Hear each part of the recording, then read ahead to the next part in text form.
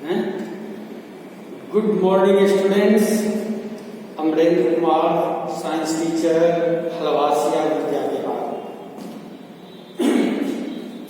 Today study chapter 2 acids, bases and salt. आपको बेटा पिछले दिन हमने जो वीडियो डाला था उसमें एसिड, बेसेस, सॉल्ट्स, इनका जो प्राइमरी बेसिक चीजें हैं उन बेसिक चीजों को बताया। आज आप में जो मैं इसको रिपीट कर देता हूं, इंडिकेटर बताया। इंडिकेटर में नेचुरल इंडिकेटर और man made indicator. Natural indicator है लिटमस सॉल्यूशन और टर्मरिक, ये आपका नेचुरल इंडिकेटर है। दूसरा आपको आर्टिफिशियल और मैन मेड इंडिकेटर है, that is phenolphthalein and methyl orange. इनके चेंजिंग को आप जानते। चेंजिंग है जो हम लिटमस सॉल्यूशन लेते हैं, इसका नेचुरल कलर होता है पर्पल। क्या होगा कलर? Purple colour. नेचुरल तो पर्पल कलर है। और इसी को अगर हम एसिडिक मीडियम में करते हैं तो क्या आता है? Red litmus. Red litmus solution. और जब बेसिक में लेंगे तो क्या होगा? Blue litmus solution. Blue litmus solution. Litmus solution, red और ब्लू लिटमस। अब दूसरा हमारा है टर्मरिक। टर्मरिक, हम इस टर्मरिक को देखिए, ये भी हमारा नेचुरल इंडिकेटर है। दूसरा हम लोग मैन-मेड में है फेनोल्फथालीन।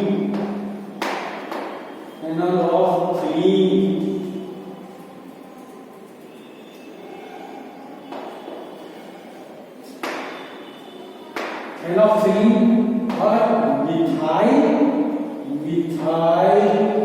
ऑरेंज। ये आपको क्या है? Methyl orange. ठीक है। अब इन दोनों में देखिए कलर को कैसे करेंगे। रेड लिटमस को जब एसिड में डालेंगे तो नो चेंज, बेस में डालेंगे तो change into blue. Blue litmus को एसिड में डालेंगे टर्न्स टू रेड, और जब बेस में डालेंगे नो चेंज। फेनोल्फथालीन को एसिड में डालेंगे नो चेंज, बेस में डालेंगे इसका कलर चेंज होकर पिंक हो जाएगा। मिथाइल ऑरेंज को एसिड में डालेंगे रेड, और जब बेस में डालेंगे तो इसका कलर येलो हो जाएगा। तो इस तरह से हम इंडिकेटर से आइडेंटिफाई कर पाते हैं कि सब सब्सटेंस एसिड और बेसिक। आप क्या करेंगे? आपकी बुक के अंदर एक एक्टिविटी दे रखा है 2.1। इसमें हमारे पास सैंपल दिए हुए, कंपाउंड के सैंपल दिए हुए, और ये कंपाउंड के सैंपल्स हमारे हैं जो आपको हाइड्रोक्लोरिक एसिड है, hydrochloric acid, sulphuric acid, nitric acid, sulphuric acid, nitric acid और एसिटिक एसिड, ये सारे हमारे सैंपल हैं। Sodium hydroxide, potassium hydroxide, magnesium hydroxide, calcium hydroxide, ammonium hydroxide, ये हमारे सैंपल्स हैं। अब इन सैंपल्स से, क्योंकि हमने पहले ही एसिड और बेस के नाम हमारे पास है, जो हमने strong acid, strong base, weak acid, weak base को बताया था। आप क्या करेंगे? उस सैंपल को पहले लिखिए। जैसे आपने लिख लिया, सबसे पहले लिख लिया हाइड्रोक्लोरिक एसिड, HCl हो गया। दूसरा क्या हो गया? H2SO4 हो गया। तो हम सैंपल लेंगे, ये हमारा क्या है? सैंपल है, सैंपल सॉल्यूशन। और दूसरा हमारा पार्ट क्या होगा? रेड लिटमस से क्या होगा? रेड लिटमस ले लिया। इसके बाद क्या लेंगे? ब्लू लिटमस लेंगे। ब्लू लिटमस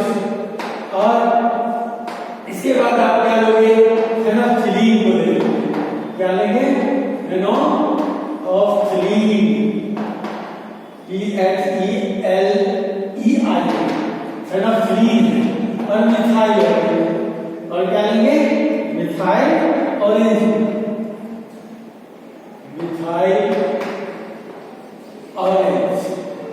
अब आप इनको लेकर टेस्ट करेंगे। देखिए HCl रेड में डालेंगे तो नो चेंज, यानी ये रेड ही रहेगा, कोई चेंज नहीं होगी।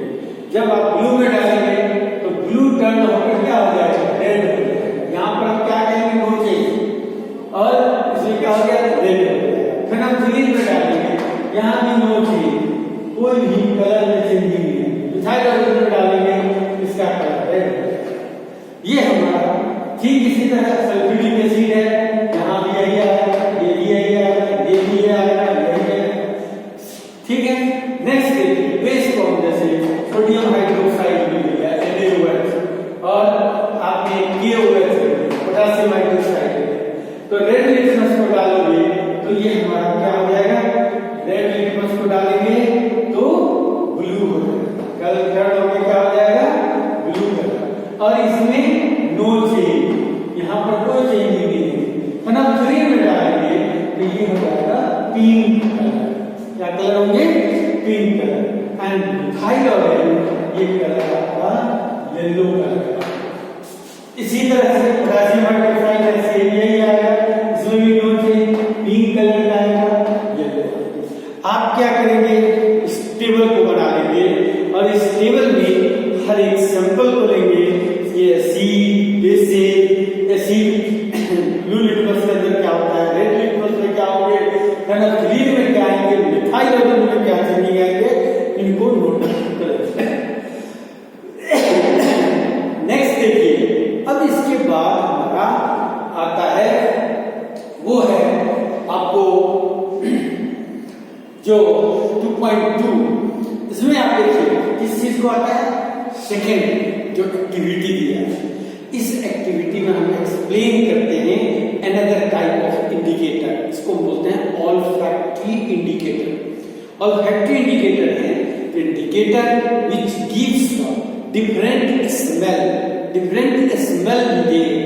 एसिड एंड बेसिस, यानी एसिड के साथ उसका स्मेल अलग होगा, बेस के साथ उसका स्मेल अलग होगा। तो ये एसिड और बेस दोनों के साथ अलग स्मेल वाले को, इसको हम क्या कहेंगे ऑल्फैक्टरी इंडिकेटर। इसका एग्जांपल हमारे पास ओनियन है, क्लोव है, वेनिला है, ये आपका एग्जांपल। अब क्या करेंगे इसको हम एक्टिविटीज है कैसे एक्सप्लेन करते हैं। तो एक्टिविटी में आपने ओनियन को लिया, ओनियन को क्रश करेंगे, क्रश करके और उसको हम लेते हैं इन्हें कॉटन क्लॉथ्स और cotton strips are placed along with the onions and left in a refrigerator about 8 to 12 hours. Clear? After that, ये जो स्ट्रिप्स हमारे हैं, इसे स्ट्रिप्स को आप दे दिया, पहले क्या डाला हाइड्रोक्लोरिक एसिड को डाला और उसकी स्मेल आपको आ जाएगी। फिर क्या डालेंगे सोडियम हाइड्रोक्साइड को डालेंगे, उसका स्मेल आएगा। अब स्मेल हमारा क्या आ रहा है, दोनों में डिफरेंट आ रहे हैं।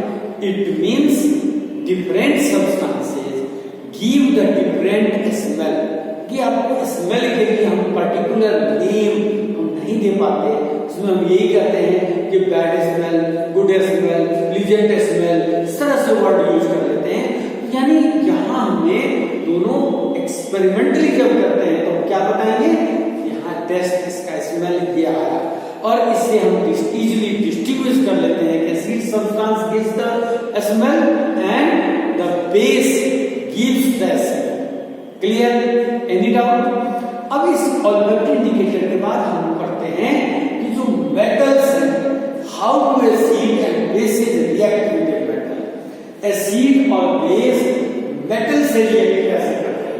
देखिए मेटल से रिएक्शन है कि जनरली एक वर्ड हम यूज करेंगे कि metal react with acid to form salt and hydrogen gas liberated. Metal react with acid, for example, अब यहाँ पर हम एग्जांपल लेते हैं जिंक मेटल है। अब इस जिंक मेटल को हमने रखा और इस पर हम डाइल्यूट H2SO4 को डालते हैं, सल्फ्यूरिक एसिड को डालते हैं, H2SO4 हो गया। अब इसको डालते ही ये क्या बनेगा, ZnSO4 एंड प्लस में हमारा क्या आ जाएगा, हाइड्रोजन गैस। ये हाइड्रोजन गैस लिबरेट हो गया। अब इसको हम कैसे बताएंगे कि हाइड्रोजन गैस लिबरेट हो रहा है, तो आप क्या करेंगे, apparatus को लेंगे और इसको गैसेस को पास कराते हैं। किससे पास कराएंगे, इसको पास कराते हैं शॉक सॉल्यूशन। शॉक सॉल्यूशन क्या होता है, it is a colloidal solution.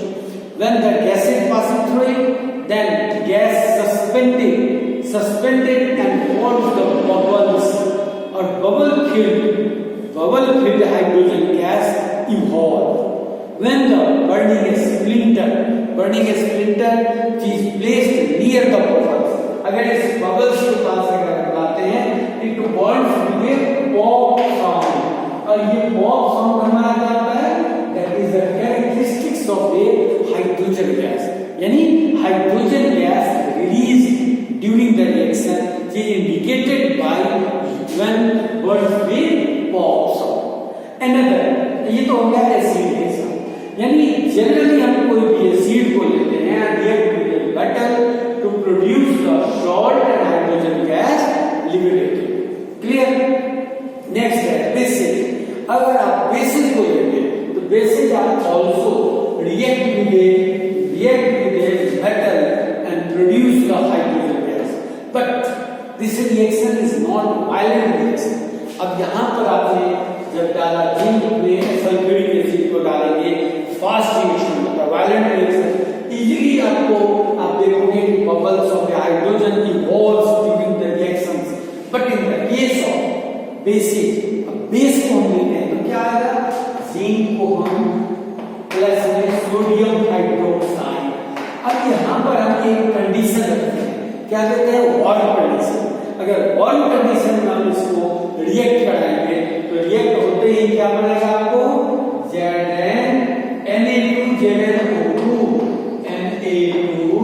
ZnNa2, इसको बोलते हैं सोडियम जिंकेट। क्या कहेंगे, सोडियम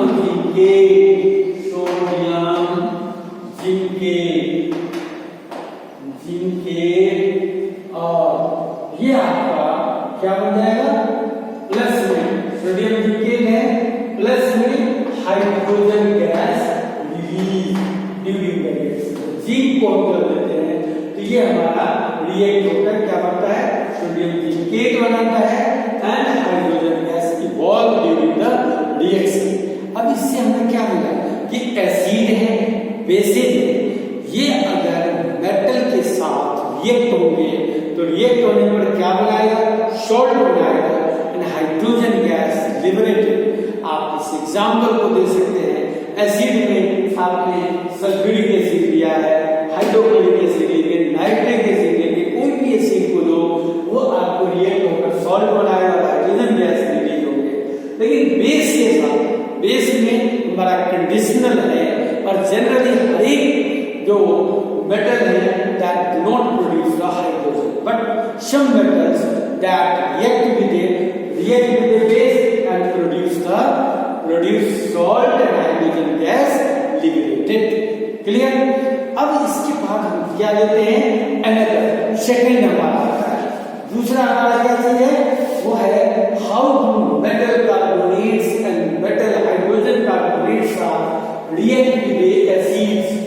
इसमें हम एक कॉमन बात करेंगे कि metal carbonate, any metal carbonates और metal hydrogen carbonates react with the acids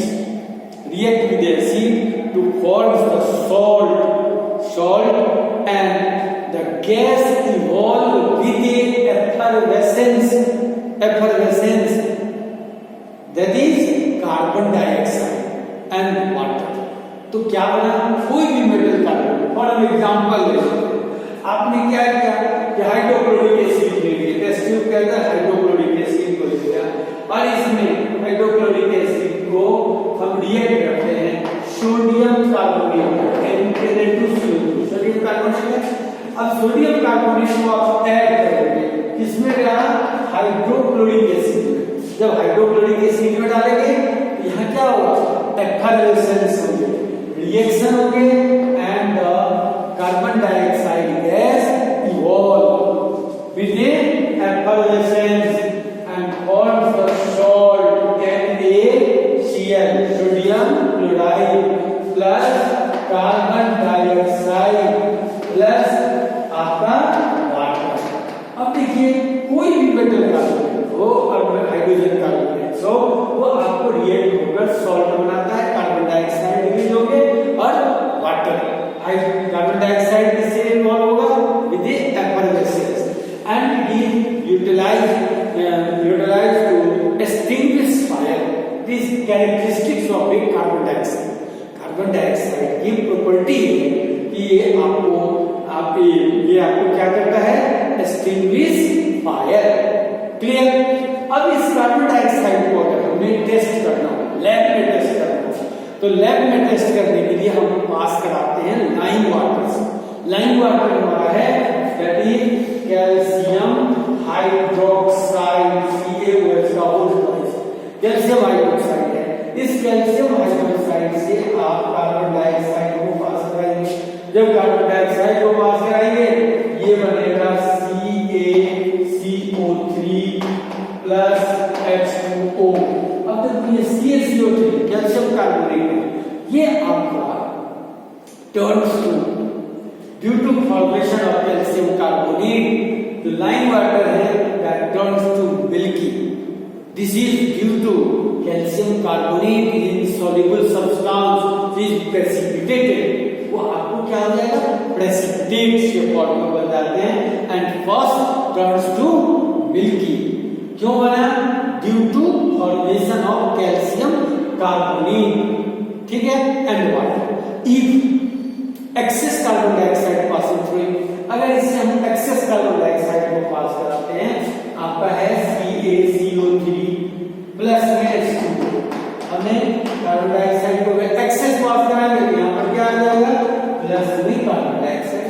अब इस कार्बन डाइऑक्साइड के बनते ही क्या बनेगा, water soluble calcium hydrogen carbonate का ये हमारा होता है aqueous solution is obtained, that is the calcium hydrogen carbonate.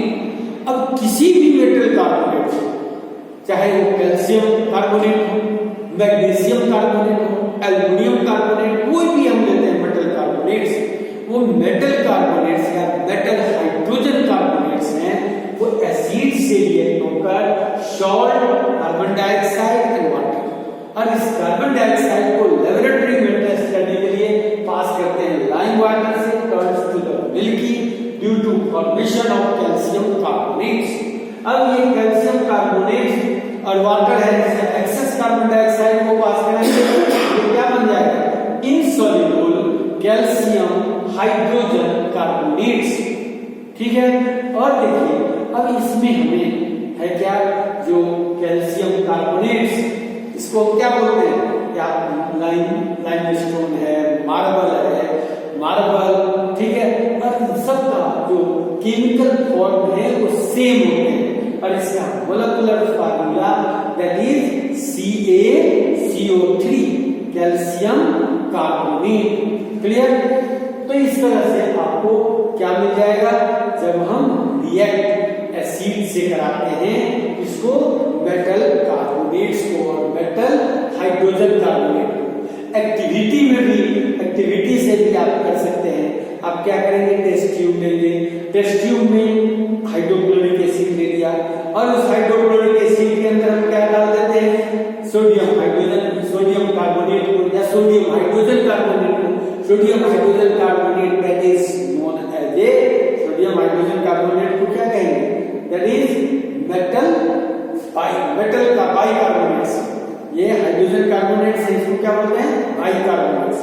And जब ऐड करेंगे उसको आप क्या करो, फर्स्ट एयर टाइट करेंगे, साथ में कनेक्ट करते हैं, जो गैस इवॉल्व हो रही है, एफरवेसेंस से गैस इवॉल्व हो रही है, उसको हम लाइम वाटर से पास कराते हैं।